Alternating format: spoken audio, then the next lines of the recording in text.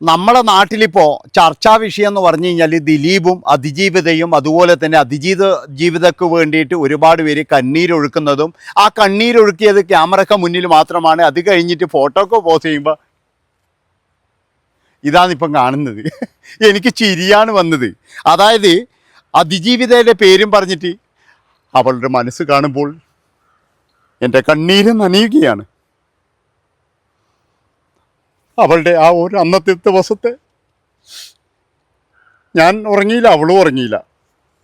ഞാൻ ഉച്ചക്കൊരു ബിരിയാണി കഴിച്ചിരുന്നു. അതുകൊണ്ട് എനിക്ക് വിശപ്പില്ല. അതുകൊണ്ട് അവളോട് ചോദിച്ചു. ക്യാമറ കഴിഞ്ഞ് അപ്പോൾ ഇനി എല്ലാവർക്കും ഒരു സെൽഫി എടുക്കാം അല്ലേ, എന്നിട്ട് പോവാം അല്ലേ. ബാ എല്ലാവരും ഒരു സെൽഫി എടുക്കാം ബാ.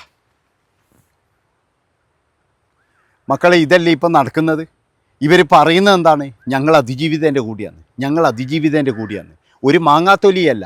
അതായത് കുടുംബവും ഇല്ല, കുട്ടികളും ഇല്ല, അല്ലെങ്കിൽ വേറെ ഈ കുടുംബ ബന്ധത്തിൻ്റെ മഹിമയും അറിയില്ല, ഒരു തേങ്ങാക്കൊലയും അറിയാതെ കുറേ ആൾക്കാർ തമ്മിലുള്ളൊരു പ്രകസനം. ഇവർക്കെന്ന് പറയുന്ന മര്യാദയ്ക്ക് ജീവിക്കുന്ന കുടുംബവും കാര്യങ്ങളിലായിട്ട് ജീവിക്കുന്നവരൊക്കെ ഇവന്മാരുടെ മുന്നിൽ മാറാന്ന ഇവന്മാരുടെ വിചാരമാണ്. ഉള്ള കാര്യം ഞാൻ പറയുന്നത് എന്താ, അതിജീവിത എന്ന് പറയുന്ന ആ ഒരു സഹോദരിയോട് നമുക്കെല്ലാവർക്കും വേദനയുണ്ട്. അവരോട് മാത്രമല്ല, ഇതുപോലെ ഒരുപാട് പേര് സമൂഹത്തിലുണ്ട്. അവരോടൊക്കെ നല്ല രീതിയിലുള്ള വേദന നമുക്കുണ്ട്. അതുപോലെ തന്നെ എന്ന് പറഞ്ഞു കഴിഞ്ഞാൽ വാളയാറ് സംഭവങ്ങൾ, പിന്നെ വണ്ടിപ്പെരിയാറ്, ഇങ്ങനെയുള്ള കേസുകളിൽ വെറുതെ വിട്ടപ്പോഴും ഒരുപാട് വേദന അനുഭവിച്ചവരാണ് നമ്മൾ. അന്നൊന്നും ഒരാൾ പോലും ഇതുപോലെ സെൽഫി എടുക്കാനും അല്ലെങ്കിൽ കണ്ണീര് വാർക്കാനൊന്നും ഇവരൊന്നും ആരെയും കണ്ടില്ലല്ലോ. നമ്മളന്ന് ജനങ്ങളെല്ലാവരും ആ ദുഃഖം എന്ന് പറഞ്ഞു കഴിഞ്ഞാൽ മനസ്സിലാണ് വെച്ചത്. പക്ഷെ ഇവരിപ്പോൾ എന്താ പറയുന്നത്? ഇതിപ്പോഴും എന്ന് പറഞ്ഞു കഴിഞ്ഞാൽ ഞാനാണ് വലുത് എന്ന് കാണിക്കാൻ വേണ്ടിയിട്ട്, ആരുടെയൊക്കെയോ മുമ്പിൽ എന്തൊക്കെയോ കാണിക്കാൻ വേണ്ടിയിട്ട് അതിജീവിത എന്നുള്ള പേര്.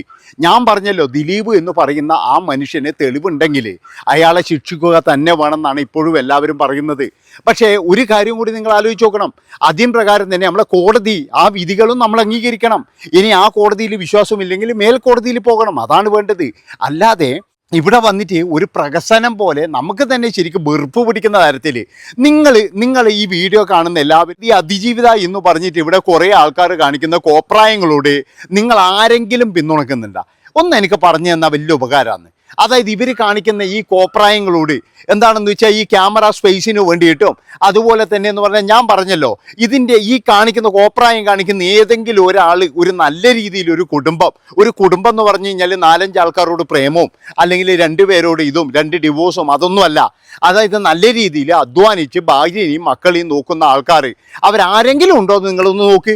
ഒരാൾ പോലും കാണൂല. കാരണം എന്താണെന്ന് വെച്ചാൽ ഇതിൻ്റെ പുറകിലൊക്കെ എന്ന് പറഞ്ഞാൽ ജീവിതം തേഞ്ഞൊട്ടി കൊഞ്ഞാട്ടിയായി, അല്ലെങ്കിൽ ജീവിതത്തിൽ എന്ന് പറഞ്ഞു കഴിഞ്ഞാൽ പല മൂല്യങ്ങളും നഷ്ടപ്പെടുത്തി മറ്റുള്ളവരിങ്ങനെ ജീവിക്കുന്നത് കാണുമ്പോൾ അസൂയയും കുശുമ്പുമുള്ള കുറേ ആൾക്കാർ ചേർന്നിട്ട് കളിക്കുന്ന ഒരു നാടകമാണ് ഈ അതിജീവിത എന്ന് പറഞ്ഞിട്ട് ആ ഒരു സ്ത്രീൻ്റെ പേരും പറഞ്ഞ് അവർക്ക് വേണ്ടിയിട്ട് എന്താ പറയുക കണ്ണീരൊഴുക്കുന്നത് എന്ന് പറയുന്ന പ്രഹസനം.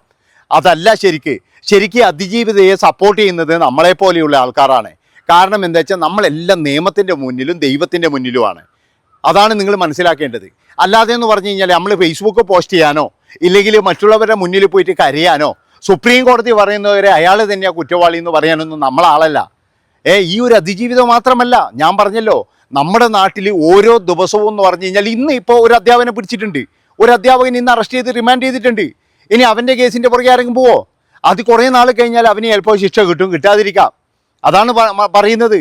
അപ്പം അങ്ങനെ ഒരുപാട് കാര്യങ്ങൾ നമ്മുടെ നാട്ടിൽ നടക്കുമ്പോൾ അതിനൊന്നും കാണാത്ത, അല്ലെങ്കിൽ ഇപ്പം എന്ന് പറഞ്ഞാൽ ഈ മറ്റേ ഇടവൻ ആരും ഉണ്ടല്ലോ, ആ ചങ്ങാതി ഇപ്പം എന്നെ ഉപയോഗിച്ചെന്ന് പറഞ്ഞിട്ട് ഒരു ഡോക്ടർ അടക്കം കുറേ ആൾക്കാർ വന്നു. അവരൊക്കെ എന്ന് പറഞ്ഞാൽ പോയിട്ട് കേസ് കൊടുത്തു. എന്നിട്ട് അയാളെ അവാർഡ് ആദരിക്കുമ്പോൾ ഇവർക്കാർക്കും ഒരു പ്രശ്നമില്ല. അപ്പോൾ ഇപ്പം എന്ന് പറഞ്ഞാൽ നമ്മുടെ പഴയൊരു MLA അയാളും ഇതേപോലെ തന്നെ എന്ന് പറഞ്ഞു കഴിഞ്ഞാൽ ഒരു സിനിമാ പ്രവർത്തകയെ അപമാനിച്ചു എന്ന് പറഞ്ഞു. അതും ഒരു കുഴപ്പമില്ല ആർക്കും. അപ്പം ഇങ്ങനെ പലതരത്തിലെന്ന് പറഞ്ഞു കഴിഞ്ഞാൽ നമ്മുടെ നാട്ടിൽ ഇങ്ങനെ പല കാര്യങ്ങളും നടക്കുമ്പോൾ ഇവരെല്ലാവരും കൂടിയിട്ട് ഒരു പ്രഹസനം ഉണ്ടാക്കുകയാണ്. ഈ പ്രഹസനം എന്ന് പറഞ്ഞു കഴിഞ്ഞാൽ നമുക്ക് കാണുമ്പോൾ തന്നെ എന്ന് പറഞ്ഞാൽ ഒരു പക്ഷേ ഞാൻ നിങ്ങളോട് എല്ലാവരോടും പറയുന്നത് എന്താണെന്ന് വെച്ച് കഴിഞ്ഞാൽ ഇങ്ങനെയുള്ള കാര്യങ്ങൾ കാണുമ്പോൾ നമുക്ക് ചിരിയാണ് വരുന്നത്. അതായത് സ്ക്രീൻ സ്പേസാണ് ഇവരുടെയൊക്കെ ലക്ഷ്യം. ഇവർക്കൊക്കെ തന്നെ ഫേസ്ബുക്കിലൊരു ഫോട്ടോ ഇടാനും അതുപോലെ തന്നെ എന്ന് പറഞ്ഞു കഴിഞ്ഞാൽ ഫേസ്ബുക്കിൽ കുറച്ച് നീട്ടി എഴുതാനും, പിന്നെ ഞങ്ങളൊക്കെ എന്തോ ഒരു സംഭവമാണ്. സത്യം പറഞ്ഞാൽ ഇവർക്കെതിരെയൊക്കെ ആൾക്കാർ പ്രതികരിക്കാതെ എന്താണെന്നറിയാം, ഇവരൊക്കെ വന്നിട്ട് കൂട്ടമായ അക്രമമൊന്നും നടത്തുക. അതുകൊണ്ടാണ് ശരിക്കും പറഞ്ഞു കഴിഞ്ഞാൽ, കാരണം ഒരാൾ പോലും ഇവർക്കെതിരെ ഒന്നും പറയാത്തത്. ഇവരൊക്കെ സംരക്ഷിച്ച് നിർത്തുന്നത് ഞാൻ പറഞ്ഞല്ലോ ചില രാഷ്ട്രീയ പാർട്ടികളുണ്ട്, ചില ആൾക്കാരൊക്കെ എന്ന് പറഞ്ഞാൽ ഇവരെ തള്ളിക്കളഞ്ഞിട്ടുമുണ്ട്. പക്ഷേ ഒരു കാര്യം ഞാൻ പറയും, ഇവരെ കൊണ്ടൊന്നും പറഞ്ഞാൽ ഒരു കാര്യമില്ല. നിങ്ങൾക്ക് ഓർമ്മയില്ല പണ്ട് ഈ ചുംബന സമരം, ഇവന്മാരുടെ കളിയാണ് ചുംബന സമരം എന്ന് പറഞ്ഞിട്ട്.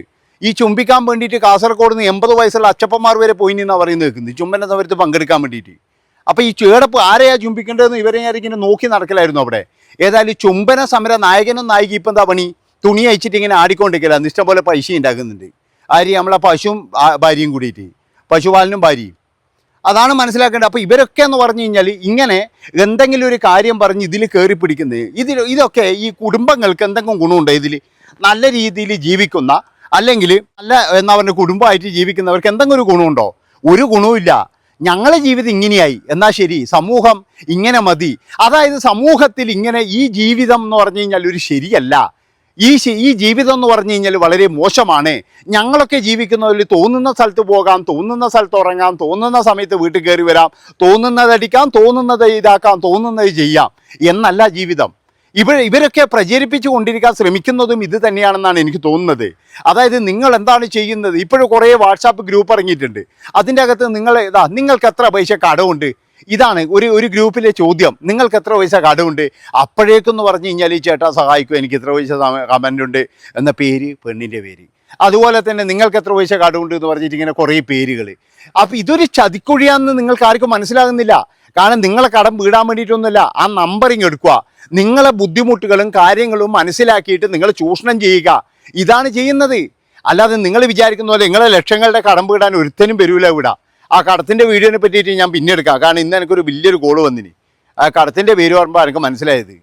അപ്പം നിങ്ങൾ വിചാരിക്കേണ്ടത് എന്താണെന്ന് വെച്ചാൽ നിങ്ങളെ രക്ഷപ്പെടുത്താൻ വേണ്ടിയിട്ട് ഒരുത്തനും വരൂല. അതുപോലെ തന്നെയാണ് ഇതുപോലെ സമൂഹത്തിൽ നല്ല രീതിയിൽ ജീവിക്കുമ്പോൾ അത് ശരിയല്ല. നിങ്ങളെല്ലാവരും ഇതേ ടൈപ്പിൽ പോകണം. ഇതേ ടൈപ്പിൽ പോയി കഴിഞ്ഞാൽ മാത്രമേ നമുക്ക് ഇവിടെ ഒരു വിപ്ലവം കൊണ്ടുവരാൻ കഴിയുള്ളൂ. എന്നിട്ട് ആരെങ്കിലും എന്തെങ്കിലും പറഞ്ഞു കഴിഞ്ഞാൽ, അതായത് ഇതിനിടയ്ക്ക് ഞാൻ പറഞ്ഞല്ലോ 2 ദിവസം മുമ്പ് ഞാൻ ഒരു വീഡിയോയിൽ പറഞ്ഞൊരു കാര്യമുണ്ട്, 9 മണിക്കോ 10 മണിക്കോ പെൺകുട്ടികൾ ആരുമില്ലാത്ത വിജനമായ ഏരിയയിൽ പോകരുത്. അത് പോകുന്നുണ്ടെങ്കിൽ അത് വളരെ തെറ്റാണ്. അപ്പോഴും ചോദിക്കും ഞങ്ങൾക്ക് എന്താ സ്വാതന്ത്ര്യമില്ല? എൻ്റെ പൊന്നു മക്കളെ, നിങ്ങളെ രക്ഷിക്കൽ മാത്രമല്ല ഇതിൻ്റെ എന്താ പറയുക നമ്മളെ നിയമ സംവിധാനത്തിൻ്റെ പണി. ഒരുപാട് കാര്യങ്ങളുണ്ട്. ഞാൻ പറഞ്ഞല്ലോ, ഇപ്പോൾ വിജനമായ ഒരു കാട്, ഇവിടെ ഇവിടെ വലിയ കാടാണെന്ന് വിചാരിച്ചോ, ഇവിടെ ഒന്നും കുഴപ്പമുണ്ടല്ലേ, ഞാൻ വീഡിയോ എടുക്കുന്നതല്ല, വളരെ നല്ല സ്ഥലങ്ങളാണ്. ഞാൻ എന്നാലും പറയാണ്, ഇതൊക്കെ വിജീനമായ ഒരു സ്ഥലമാണെന്ന് വിചാരിച്ചോ. ഇവിടെ നമ്മൾ എന്തിനാണ് വരുന്നത്? നട്ടപാതിരക്ക് വരേണ്ട ആവശ്യമില്ല. അല്ലാതെ ഞാൻ പോകും, എനിക്ക് എന്തെങ്കിലും സംഭവിച്ചു കഴിഞ്ഞാൽ ഞാൻ കാണിച്ചു തരാം എന്ന് വെല്ലുവിളിക്കുകയല്ല വേണ്ടത്. നമ്മൾ എന്താണ് വേണ്ടത് വെച്ചാൽ നമ്മളിവിടെ വന്നത് എന്താ, നമ്മളിപ്പോൾ വിദേശ രാജ്യത്തൊക്കെ കാണുന്നില്ലേ, ഇപ്പോൾ ഗൾഫിലൊക്കെ എന്ന് പറഞ്ഞു കഴിഞ്ഞാൽ ജോലി ചെയ്യുക, വീട്ടിൽ വരിക, എൻജോയ് ചെയ്യുക, ഇതല്ലേ ചെയ്യുന്നത്. നേരെ മറിച്ച് ഇവിടെ ഇതാണോ? ഇവിടെ എന്ന് പറഞ്ഞു കഴിഞ്ഞാൽ ആരെ പറ്റിയിട്ട് നാളെ ദുഷിപ്പ് പറയാൻ പറ്റും? ആരുടെ നെഞ്ചത്തേക്കാണ് നാളെ കയറേണ്ടത്? ആരെയാണ് നാളെ കുറവാക്കേണ്ടത്? എന്തുകൊണ്ടാ?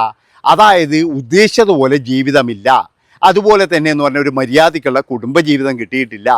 പിന്നെന്ന് പറഞ്ഞു കഴിഞ്ഞാൽ എല്ലാ ചാനലുകളിലും പോയിട്ട് എനിക്ക് 40-ലൊരു പ്രണയം, 30-ലൊരു പ്രണയം, 50-ലൊരു പ്രണയം. പ്രണയമൊന്നുമല്ല ഇത് കാമെന്നേ പറയുള്ളൂ. അല്ലാതെ പ്രണയം എന്നൊന്നും പറയണ്ട. എന്ത് പ്രണയാന്ന് 50-ലൊന്നും പിന്നെ 40-ലല്ലോ? അതാണ് ഞാൻ ചോദിക്കുന്നത്. എന്ന് 50-ൽ പ്രണയം, 50-കാരിയെ പ്രണയിച്ചിട്ടുണ്ടോ? 40-കാരിയെ പ്രണയിച്ചിട്ടുണ്ടോ? എൻ്റെ പൊന്നു മക്കളെ, കുടുംബം നശിപ്പിക്കാൻ വേണ്ടിയിട്ട് ഇവറ്റകൾ ഇങ്ങനെ പലതും പറയൂ. അതുകൊണ്ട് നിങ്ങൾ അതിൻ്റെ അടിയിൽ പോയിട്ട് കമൻ്റ് ഇടാനോ പിന്നെയെന്ന് പറഞ്ഞു കഴിഞ്ഞാൽ ഇതെന്നെ മനസ്സിൽ വെച്ച് ജീവിക്കാനോ പാടില്ല. ഞാൻ പറഞ്ഞല്ലോ, ഇപ്പോൾ ഈ ദിലീപിൻ്റെ പേരും പറഞ്ഞിട്ട് ഇവിടെ മൊത്തം എന്ന് പറഞ്ഞു കഴിഞ്ഞാൽ കുടുംബമായിട്ട് ജീവിക്കുന്നവരൊക്കെ, അതായത് പുരുഷവർഗം തന്നെ ഇവിടെ നിന്ന് തുടച്ച് നീക്കപ്പെടണം എന്നുള്ള തരത്തിലാണ് ചില ആൾക്കാരൊക്കെ പിന്നെ സംസാരിക്കുന്നത്. ഇനി വേറെ ഒരു കാര്യം കൂടി ഞാൻ പറയാം. ഇവരെല്ലാം പറയുന്നത് ദിലീപിൻ്റെ സിനിമ, ഇതിന് മുന്നേ തന്നെ ദിലീപിൻ്റെ സിനിമ വന്നിട്ടുണ്ട്, ഒരുപാട് പേര് കണ്ടിട്ടുണ്ട്. കാണുന്നവർക്ക് കാണാം, കാണാത്തവർക്ക് കാണണ്ട, അത്രയേ ഉള്ളൂ. ഞാൻ പറഞ്ഞല്ലോ, ഇവിടെ ഒരാൾ പോലും, അതായത് പിന്നെ കുറ്റവാളി പോലും ഇവിടുന്ന് രക്ഷപ്പെടാൻ പാടില്ല. എല്ലാവരെയും എന്ന് പറഞ്ഞാൽ ശിക്ഷിക്കണം. പക്ഷെ ഒരു കാര്യമുണ്ട്, ഒരാൾ പോലും രക്ഷപ്പെടാൻ പാടില്ല, അതേ എനിക്ക് പറയാനുള്ളൂ. പിന്നെ വേറെ ഇതിൻ്റെ വാൽക്കഷ്ണം എന്ന് പറഞ്ഞിട്ട് ഞാൻ ഒന്ന് പറയാം. നമുക്ക് ജഡ്ജിൻ്റെ മുമ്പിൽ പറയാൻ കഴിയാത്തത് വെളിയിൽ വന്നിട്ട് കരഞ്ഞു പറഞ്ഞു കഴിഞ്ഞാൽ മാധ്യമങ്ങൾ കേൾക്കുന്നതല്ലാണ്ട് വേറെ ആരും കേൾക്കത്തില്ല. Bye bye.